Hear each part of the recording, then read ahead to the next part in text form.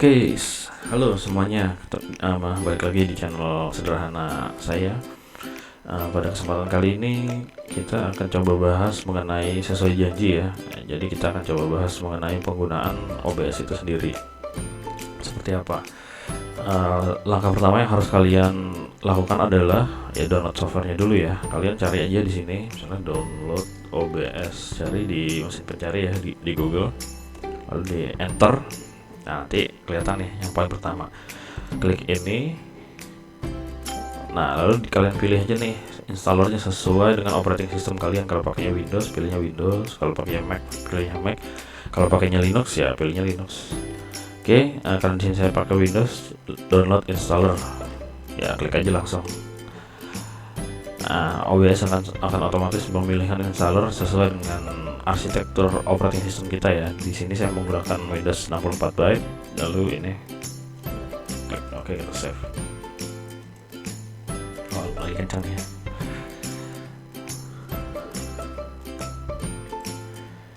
Oke, di sini juga ada tutorialnya, lalu ada forumnya juga, lalu ada Discord community-nya. Jadi kalau ada keluhan atau ini, saya belum join sih, nanti deh kita join.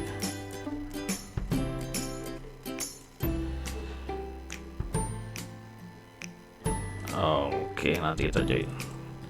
Sini kita sudah selesai ya. Untuk pada pendownloadan OBS-nya kita klik 2 kali aja.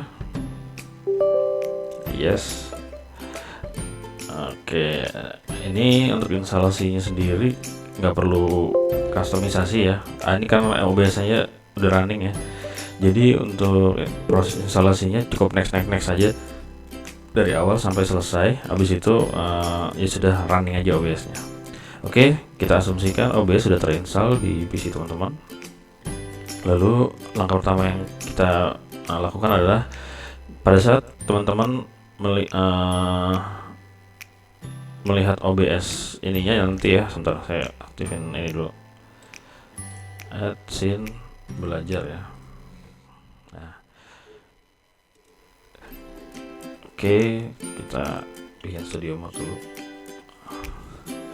ya. Di scene belajar ini semuanya masih kosong ya teman-teman ya. Jadi di sini ada scene, di sini ada source ya. Source itu seperti ini, misalnya saya berbicara di mic.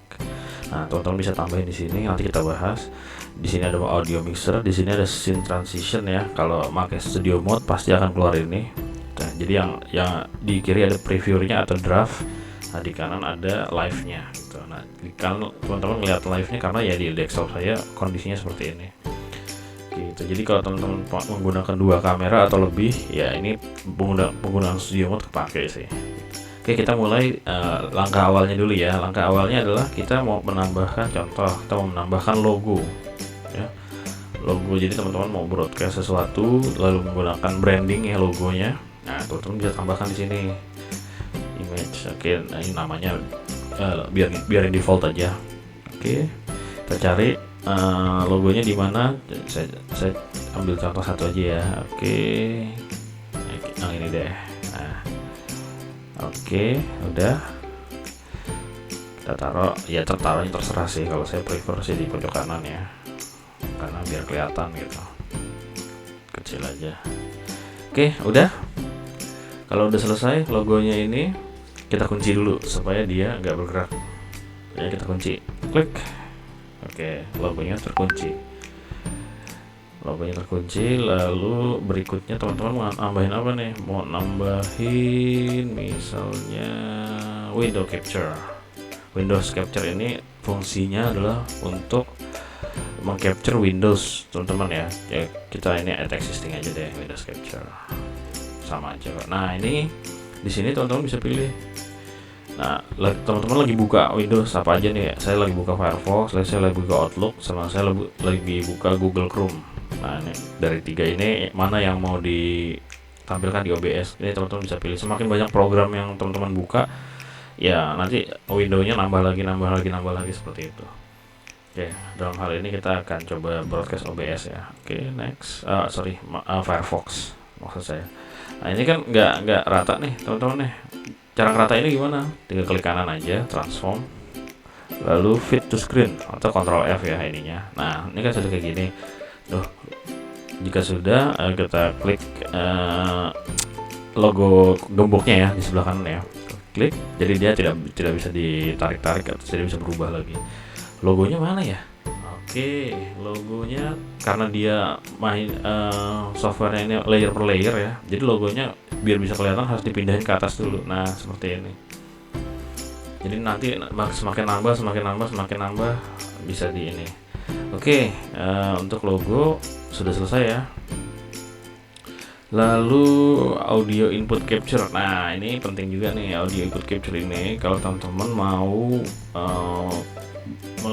bikin streaming video atau record video yang ada audionya ya. Di sini teman-teman bisa klik 2 kali. Nah di sini ada default ya, kalau teman-teman nggak punya input device ya kalian pilih default aja. Di sini saya karena punya mic condenser ya, mic yang ini, jadi saya pilih yang tengah secara ininya.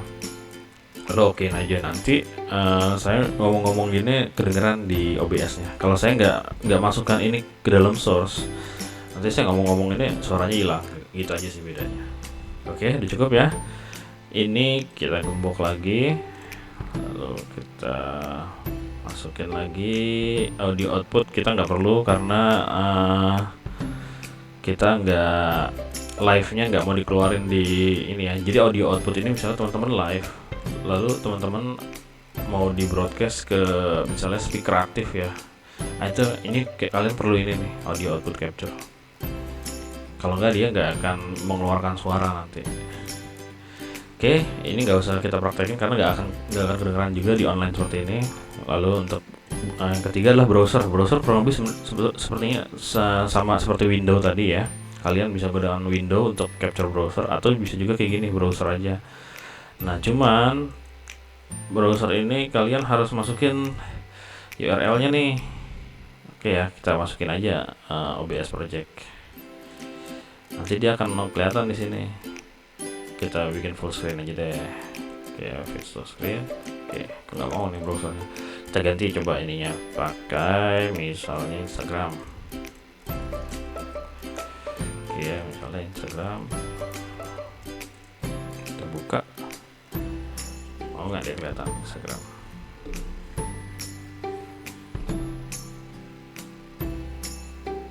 Oke, window capture kita tutup, mati dulu. Nggak mau juga. Oke, kalau nggak mau juga kita coba yang pasti aja deh, detik.com ya. Kita cobain pakai detik.com, lalu kita refresh.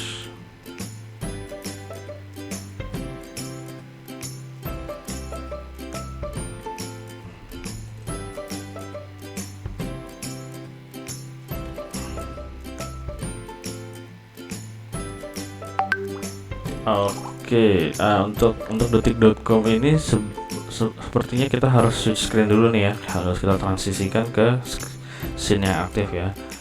Oke, kita transisikan ke scene yang aktif. Kita coba cek. Nggak kelihatan juga ya, aneh.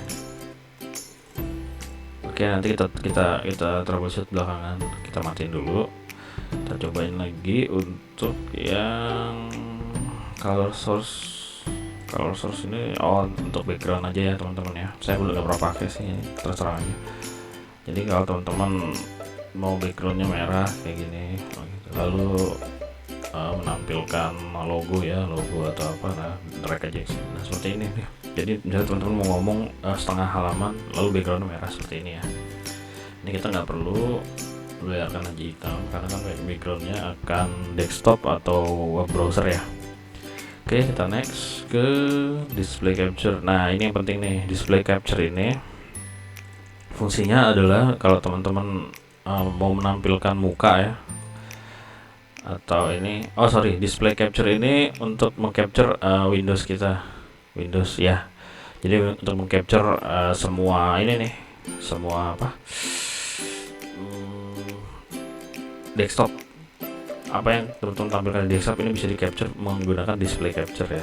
Nah ini juga bisa dipilih kalau nanti ada dua layar gitu, layar yang mana yang mau di capture di sini bisa dipilih. Karena saya menggunakan satu layar jadi ya pilihannya cuma satu. Oke, next kita tambahkan game capture. Saya belum pernah pakai terus terang.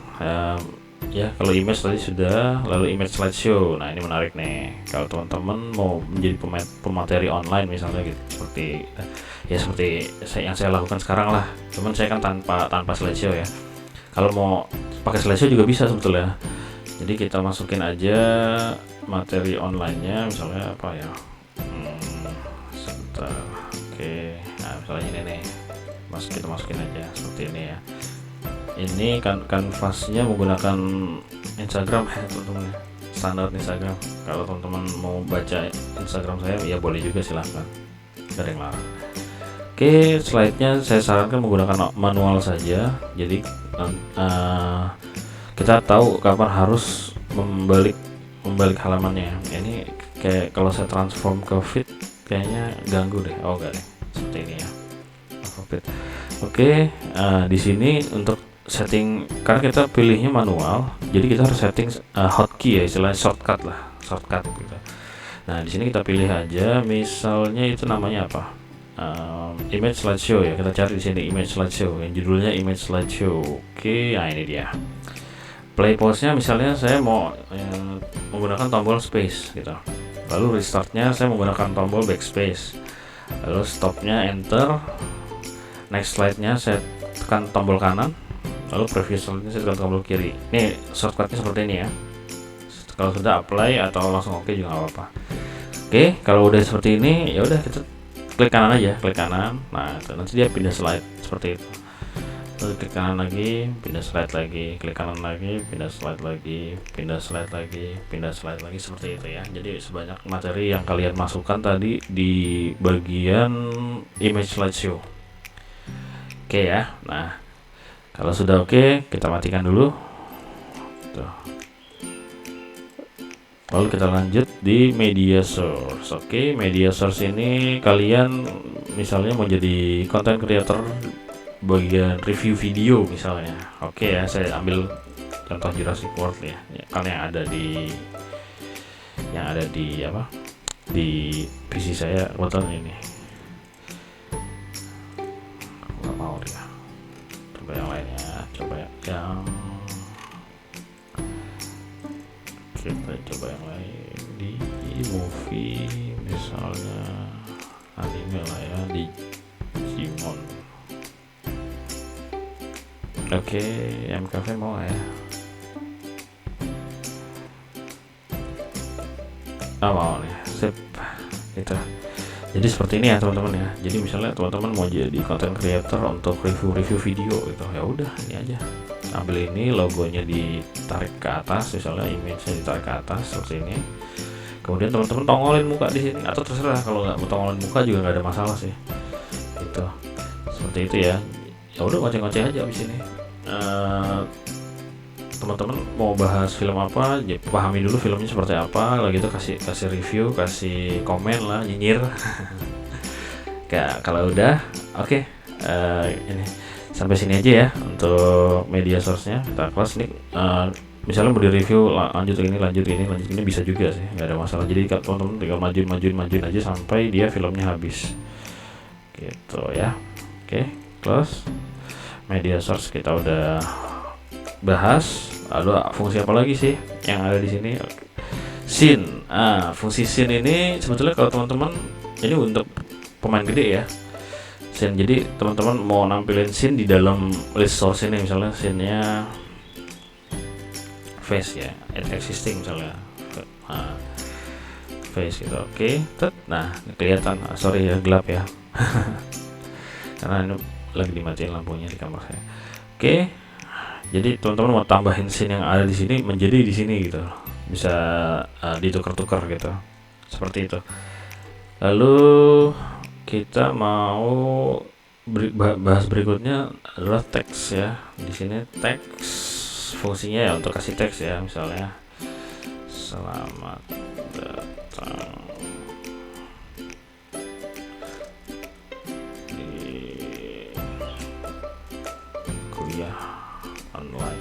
Nah seperti ini contohnya ya. Oke, ini kan terlalu besar ya, kalian bisa sesuaikan teks kanvasnya. Sorry, lo kok hilang.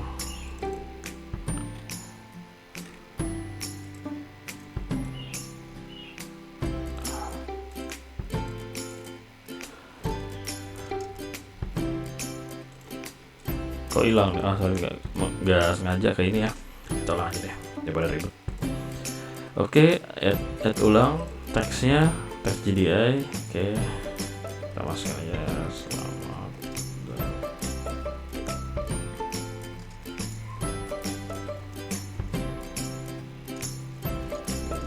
Ya, contohnya kayak gitu ya.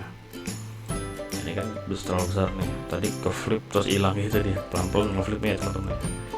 Oke, ini dikecilin aja, atau teman-teman bisa klik 2 kali di teks GDI, select font, lalu pilih ya size-nya misalnya 48 gitu.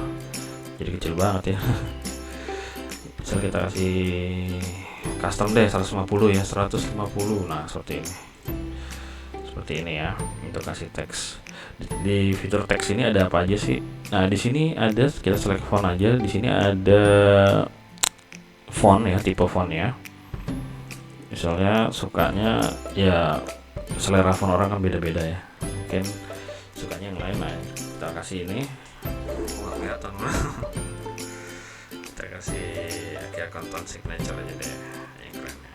Lalu jangan lupa size nya diatur ulang, misalnya di angka 200. Oke, udah select font lagi.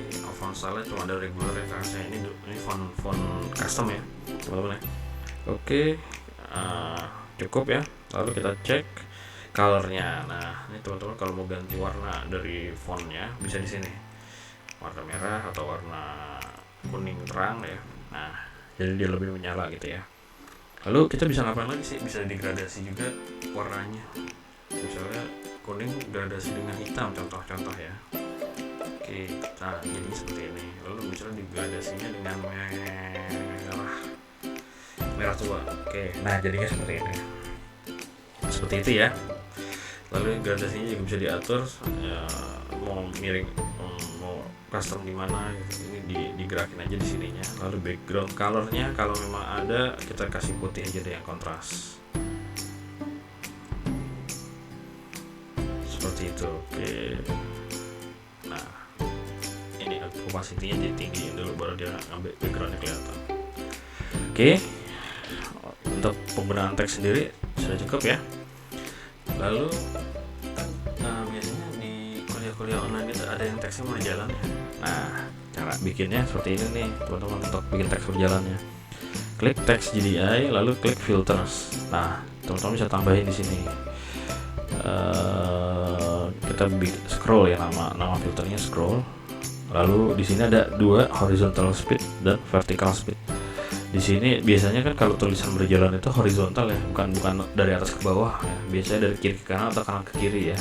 Di sini teman-teman mainkan di horizontal speed saja. Misalnya kita tambahkan seperti ini. Nah, semakin kalian geser ke kanan, semakin dia cepat jalannya. Kita nggak perlu cepat-cepat, kita kasih di 170 aja. Kita close ya, dia akan jalan seperti ini nanti teksnya. Ya, mungkin teman-teman mau tambahin logo di sini ya terserah gitu. Seperti itu ya. Jadi untuk fitur dari teksnya sendiri ya. Jadi kalau yang gampangnya sih ini, kalau yang susahnya nanti mungkin bisa menggunakan After Effects ya. After Effects saya belum terlalu paham teman-teman, maaf ya. Oke, kita next dari teks. Nah, ini VLC video source. Nah, ini kurang lebih sama seperti yang media source ya. Perbedaannya dari mana? Di sini VLC ini khusus buat video. Kalau media source teman-teman mau tambahin musik gitu, file musik atau file misalnya apalagi gitu, file After Effects atau Photoshop bisa di sini. Gitu. Nah, sedangkan untuk VLC ini video source, penggunaannya kurang lebih sama sih. Kita oke aja. Lalu ini dia di sini lebih ke playlist gitu ya. Jadi kalau teman-teman mau bahas banyak gitu, nah kita standby media element yang kedua. Oke, video source-nya dari start. Nah, seperti ini teman-teman ya. Oke, lalu kita transform, kita fit to screen. Nah, teks JDA-nya kita angkat ke atas, lalu image logonya kita angkat ke atas seperti itu.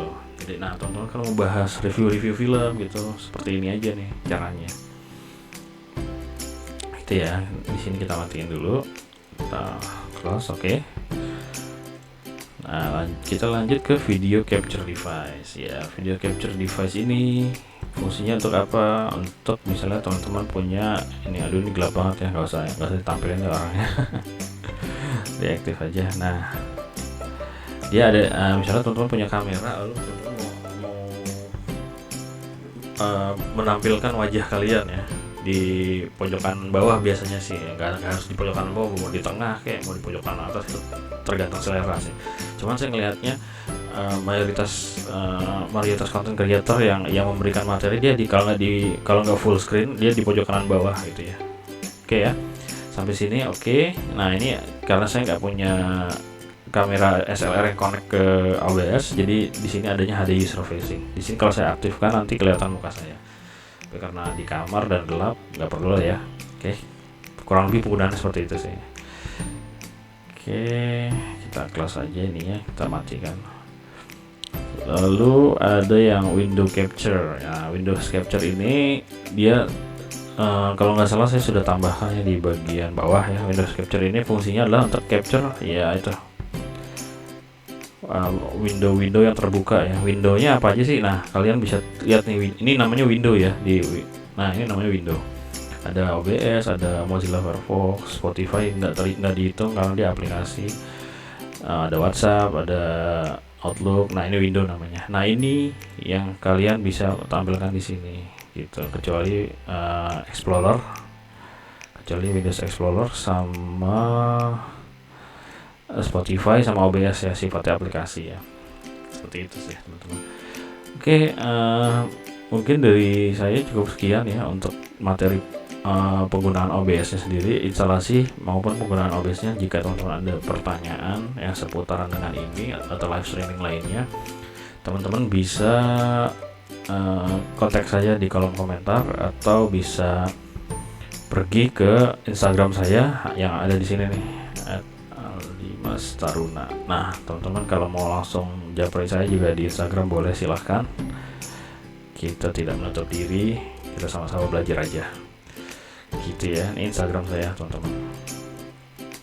Oke, dari saya cukup. Sekian, terima kasih. Assalamualaikum warahmatullahi wabarakatuh.